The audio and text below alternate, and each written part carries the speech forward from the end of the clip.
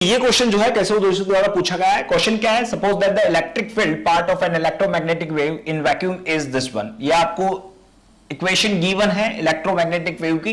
What is the, इसमें कुछ question पूछे गए हैं। पहला क्वेश्चन है what is the direction of propagation and what is the length, wavelength, frequency and amplitude of the magnetic field part of wave and one more question is there. तो ये सारे क्वेश्चन आपसे पूछे गए हैं। तो इसके लिए पहले हमें समझना होगा कि यहां पर इलेक्ट्रोमैग्नेटिक वेव की इक्वेशन क्या होती है। ठीक है, इक्वेशन को समझने के लिए हम पहले तो क्या करते हैं, आपको इलेक्ट्रोमैग्नेटिक वेव को ड्रॉ करके बता देता हूं मैं। ये मान लीजिए आपका वाई एक्सिस है, ये आपका एक्स एक्सिस है और ये आपकी जेड एक्सिस है। क्लियर। तो यहां पर क्या है, यहां पर आपकी जो वेव्स है, मान लीजिए कि जो आपकी इलेक्ट्रिक वेव है वो इलेक्ट्रिक वेव इस तरीके से प्रोपेगेट कर रही है और जो मैग्नेटिक वेव्स है, मैग्नेटिक वेव्स आपकी इसकी परपेंडिकुलर जेड एक्सिस में आपका इस तरीके से प्रोपेगेट कर रही है। तो देखिए यहां पर आपका जेड एक्सिस में इस तरीके से आपकी मैग्नेटिक फील्ड लाइंस जो हैं वो इस तरीके से आपका प्रोपेगेट कर रही है, यानी कि ऑसिलेशंस कर रही है, सॉरी। और यहां पर ये this is the B vector and now अगर मैं बात करूं किसकी, मैं बात करूं इलेक्ट्रिक फील्ड की, तो इलेक्ट्रिक फील्ड आपका इस तरीके से वाई एक्सिस में प्रोपेगेट कर रहा है,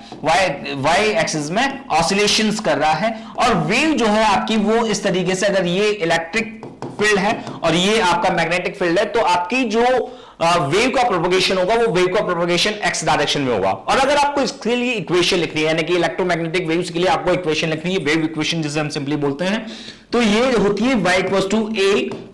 sin omega t minus k x लिखते हैं। और अगर यहां पर कोई फेज डिफरेंस भी है तो आप इसके साथ प्लस फाइव भी आप ऐड करेंगे अगर फेज डिफरेंस है। अगर फेज डिफरेंस नहीं है तो उस कंडीशन में आप फाइव यहां पर नहीं लगाएंगे। यहां पर इसे इस तरीके से भी लिखा जा सकता है y equal to a cos k x minus omega t, आपको इस तरीके से भी लिखा जा सकता है। क्लियर। और यहां पर जो प्रोपगेशन की डायरेक्शन है, प्रोपगेशन की डायरेक्शन को आप यहां लिखना होगा। जैसे मान लीजिए कि आपका वाई एक्सिस में आपका प्रोपगेशन हो रहा है, वाई एक्सिस में आपका इलेक्ट्रिक फील्ड लाइंस का क्या हो रहा है, ऑसिलेशन हो रहा है वाई एक्सिस में इलेक्ट्रिक फील्ड लाइंस का। तो अगर मैं वाई एक्सिस के लिए ई लिखना चाहता हूं तो ई विल भी क्या होगा, ई इक्वल टू ये जो है ए आपका क्या है, एम्पलीट्यूड। और ए आपका एम्पलीट्यूड है तो आपको एम्पलीट्यूड को इस तरीके से, जो ये आपका एम्पलीट्यूड है इसे आप यहां पर लिखेंगे ई, जो कि आपका वेरी कर रहा है। और यहां पर आ जाएगा कॉस के एक्स माइनस, और यहां पर आ जाएगा ओमेगा टी, और यहां पर आ जाएगा आपका, अगर ये जो ऑसिलेशन है यानी कि ये के नॉट होगा, ये मैक्सिमम ऑसिलेशन कहां तक हुआ, एम्पलीट्यूड, जो मैक्सिमम एम्पलीट्यूड है ई नॉट हो जाएगा आपका यहां पर। और यहां पर जो है आपका ये क्या होने वाला है यहां पर, कि किस डायरेक्शन में आपका जो है वाई एक्सिस जो है ऑसिलेट कर रहा है वो है जे डायरेक्शन में, तो यहां पर आपका जे केप आ जाएगा। दिस इज द इक्वेशन, ये इस तरीके से इक्वेशन होगी। चलिए अब इसी इक्वेशन का हम किससे, जो आपको गिवन है इक्वेशन, उस इक्वेशन से हम क्या कर लेते हैं, उसको मिला लेते हैं। देखना है यहां पर इक्वेशन क्या है। इक्वेशन आपको गिवन है ई इक्वल टू क्या गिवन है, 3.1 कॉस न्यूटन मीटर, 3.1 न्यूटन पर कूलम। नाउ कॉस और ये गिवन है आपको 1.8 रेडियन पर मीटर, एंड ये है आपको y प्लस 5.4 मल्टीप्लाई बाय 10⁻⁶ है भाई, ये 10⁻⁶ रेडियन पर सेकेंड, एंड t, सॉरी यहां पर t भी है आपका, यहां पर t है, दिस वन इज t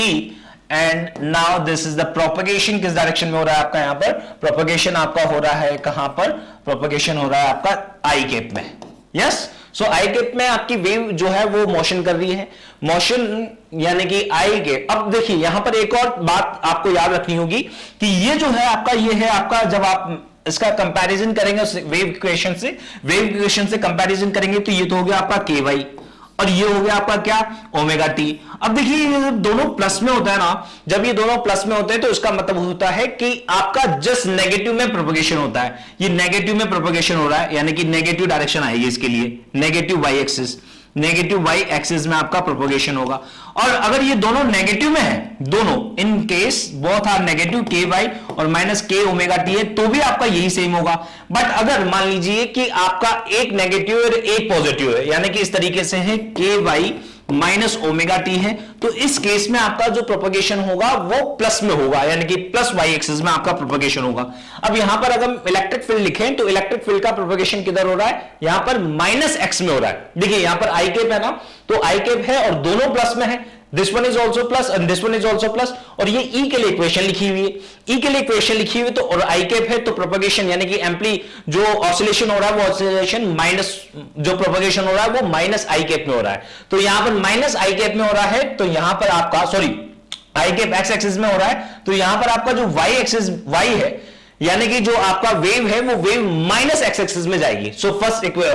आपका आंसर होगा what is the direction of propagation, propagation की डायरेक्शन क्या होगी, प्रोपगेशन की डायरेक्शन माइनस वाई एक्सिस होगी, माइनस क्यों, क्योंकि यहां पर दोनों प्लस में, तो माइनस वाई एक्सिस आपकी प्रोपगेशन की डायरेक्शन होगी। चलिए वेवलेंथ के बारे में पूछ लेते हैं, वेवलेंथ क्या है, तो वेवलेंथ आपको बहुत अच्छे से पता है कि वेवलेंथ क्या होती है, वेवलेंथ आप वेवलेंथ को के से निकाल सकते हैं, के जो है वेव नंबर या फिर हमें वेव वेक्टर भी कहते हैं इसे, wave vector k equal to 2 pi by omega lambda होता है, 2 पाई बाई लेमडा, और we can write it as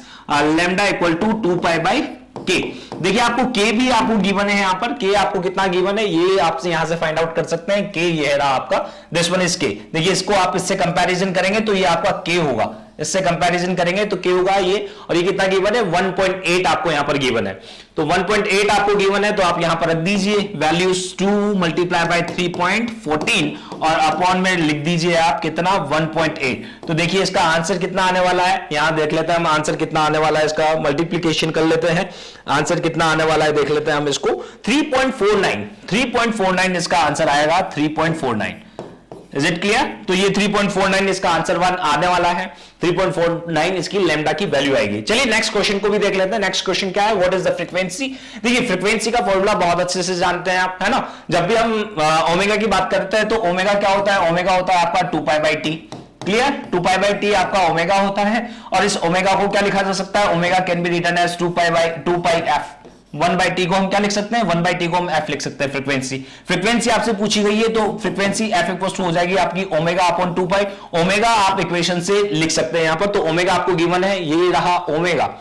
this one is omega, जब आप कंपैरिजन करेंगे तो ये आपका ओमेगा होगा 5.4 इंटू 10⁶, तो 5.4 इंटू 10⁶ है, तो आप क्या करेंगे यहां पर आ गया आपका 5.4 इंटू 10⁶, और अपॉन में क्या आ जाएगा आपका 2 मल्टीप्लाई बाय 3.14। यहां से क्या आंसर आने वाला है बच्चों, यहां पर आंसर आने वाला है आपका यहां से 86 मेगाहर्ट्ज आपका आंसर आ जाएगा, 86 मेगाहर्ट्ज फ्रीक्वेंसी आएगी आपकी, this is your answer 86 megahertz. Clear, चलिए नेक्स्ट क्वेश्चन को देख लेते हैं, नेक्स्ट क्वेश्चन क्या है, what is the amplitude of magnetic field part of the wave, यानी कि मैग्नेटिक फील्ड का एम्पलीट्यूड क्या होगा ये आपसे पूछा गया है। तो देखिए सिंपली यहां पर आपका मैग्नीट्यूड अगर आपसे पूछा गया है तो बहुत सिंपली हम निकाल लेंगे, क्योंकि हम एक रिलेशन जानते हैं। रिलेशन क्या है, रिलेशन है E upon E naught upon,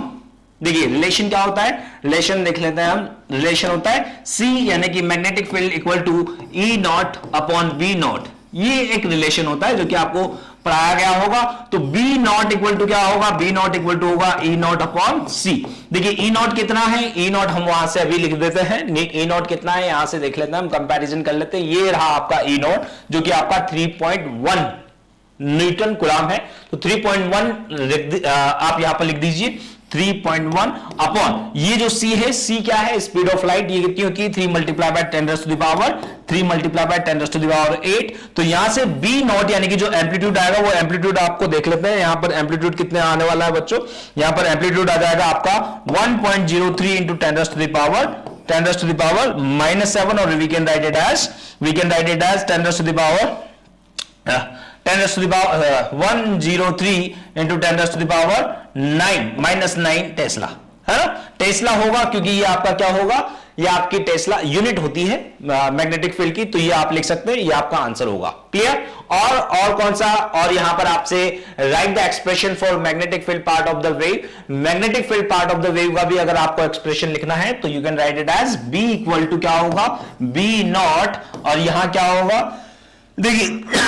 B equal to B not,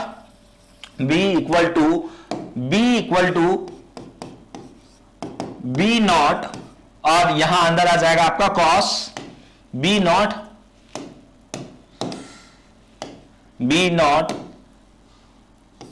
cos, और यहां क्या लिखेंगे आप, B not cos omega, sorry B not,